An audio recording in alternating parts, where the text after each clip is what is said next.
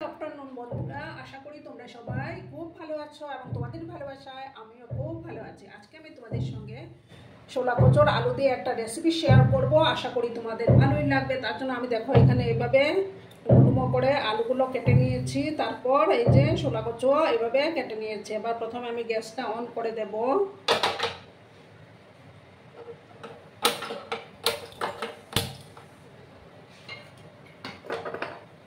তারপর দেখো আমি একটা সসপ্যানের মধ্যে জল বসিয়ে দিলাম।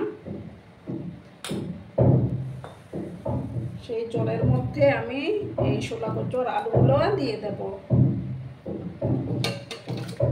দিয়ে একটু আমি ভাপিয়ে নেব।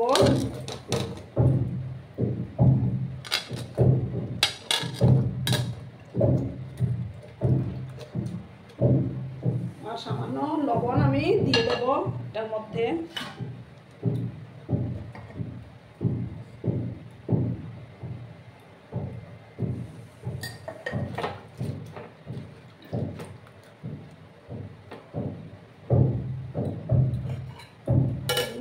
ঢাকাটা লাগিয়ে দিলাম।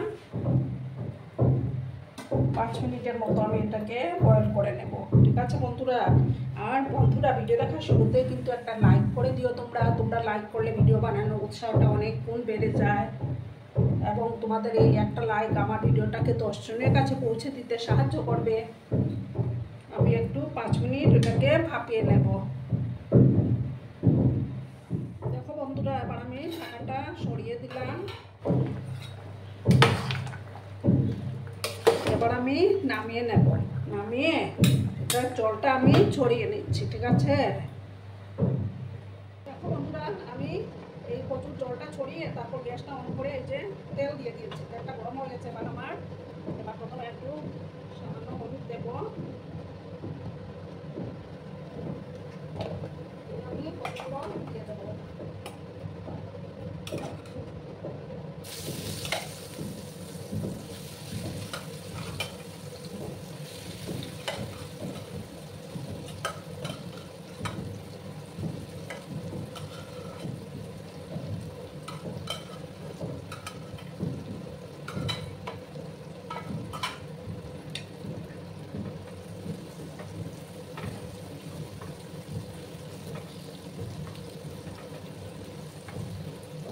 আমি একটু নাড়াচাড়া করে দেবো।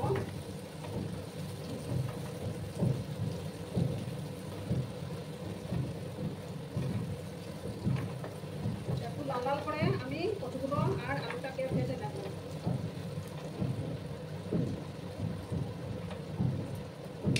সামান্য 1 চিমটি লবণ আমি অ্যাড করে দিচ্ছি।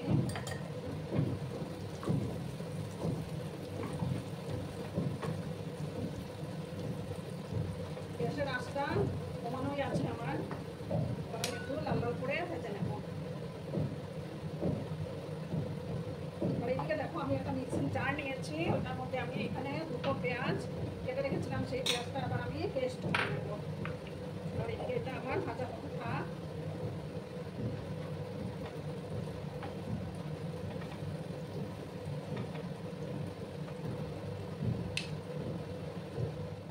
আমি পেঁয়াজের পেস্টটা করে নিয়েছি। এবার আমি বাটির মধ্যে মশলা তুলে নেব।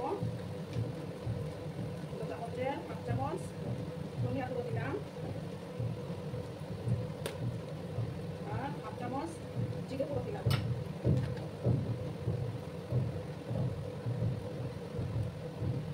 সামান্য একটু হলুদ গুঁড়ো দিয়ে আমি মশলাটা তুলে নেব। আর দেখো সামান্য একটু কালারের জন্য কাশ্মীরি লঙ্কা গুঁড়ো দিলাম, দিয়ে তরকারিটা তুলে নেব।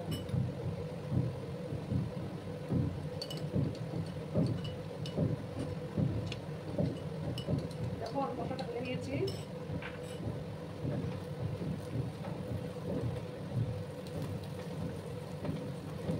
দেখো আমার কচুটা প্রায় ভাজা হয়েই আসছে। এবার আমি কচুগুলো তুলে নেব।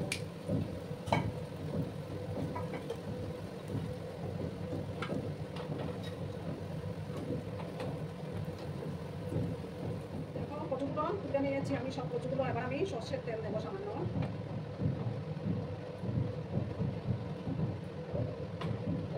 গরম করে দিচ্ছি।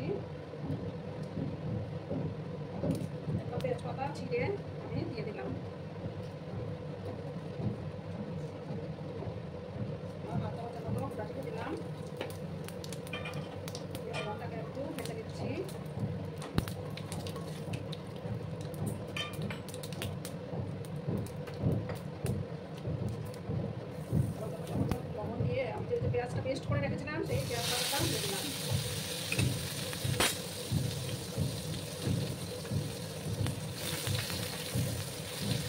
দিয়ে পেঁয়াজ বাটাটাকে কিছু ভালো করে ভেজে নিতে হবে, যতক্ষণ পেঁয়াজের কাঁচা গন্ধটা যাচ্ছে ততক্ষণ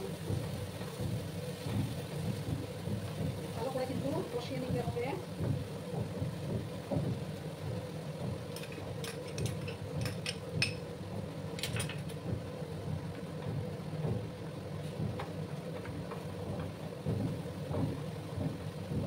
বন্ধুরা একটু আওয়াজ আসতে পারে, আমাদের পেটে কাজ হচ্ছে, তো একটু মানিয়ে নিও তোমরা। ভালো করে আমি পেঁয়াজটাকে সময় কষিয়ে নেবো, ঠিক আছে? পুরোনো নূতন সব বন্ধুদের জানাই অনেক অনেক ভালোবাসা। আর এইদিকে দেখো আমি এক টুকরো আদা, তারপর 4-5 কোয়া রসুন আর 2টো কাঁচা লঙ্কা বেটে রেখেছিলাম, সেটাও এবার আমি দিয়ে দিলাম। একসাথে আমি কষিয়ে নেবো।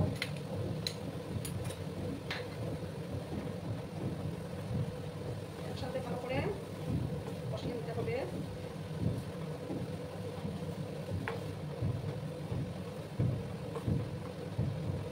সময় নিয়ে আমি একটু কষিয়ে নেব।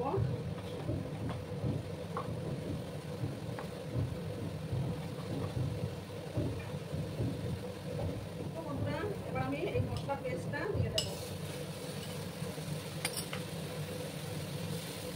দিয়ে আবার ভালো করে আমি কষিয়ে নেব। যতক্ষণ না মশলাটা থেকে তেল ছাড়ছে ততক্ষণ কষিয়ে যেতে হবে। যত বেশি কষানো হবে ততই রান্নার টেস্টটা বেড়ে যাবে।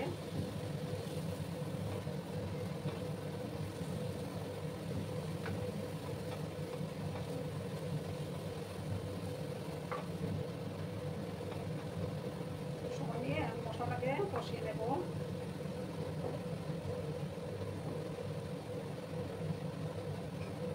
এবার আমি কচুগুলো দিয়ে দেবো, কচুর সাথে একসাথে আবার ভালো করে কষিয়ে নেব।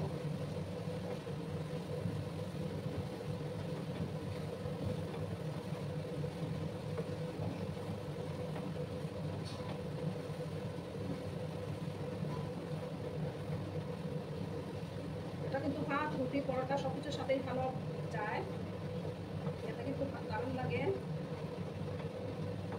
একটু সময় আমি সময় নিয়ে কষিয়ে নিচ্ছি।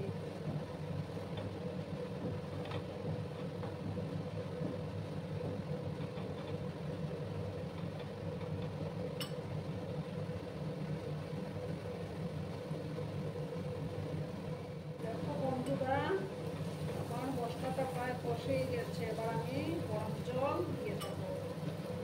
খুব একটা জল আমি দেবো না,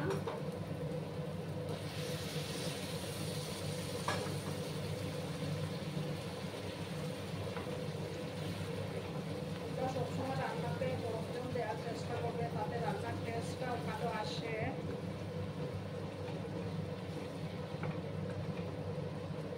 আর রান্নাটাও তাড়াতাড়ি হয়ে যায়।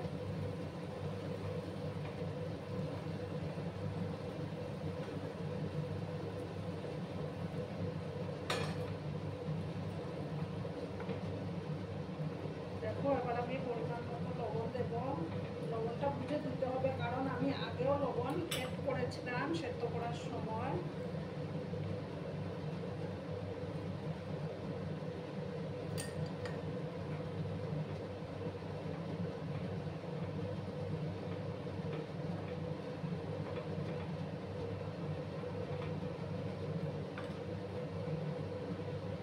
আর দেখো সামান্য একটু চিনি আমি দিয়ে দেবো।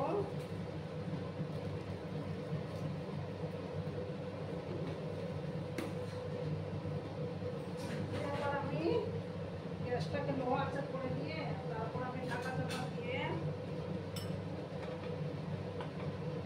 5-7 মিনিটের মতো রান্না করলেই তৈরি হয়ে যাবে।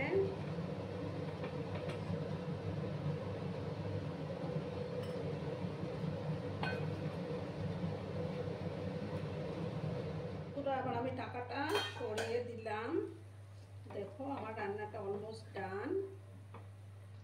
দেখো কত সুন্দর কালার এসছে। এবার আমি সামান্য শাহি গরম মশলা দেব, বেশি দেব না।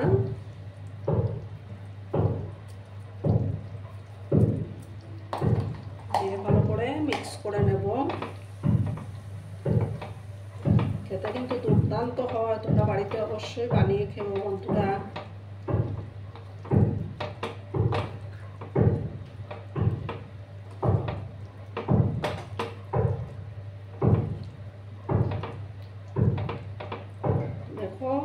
আমি গ্যাসটা অন করে দিচ্ছি, অন করে তারপর আমি সার্ভ করে দেব।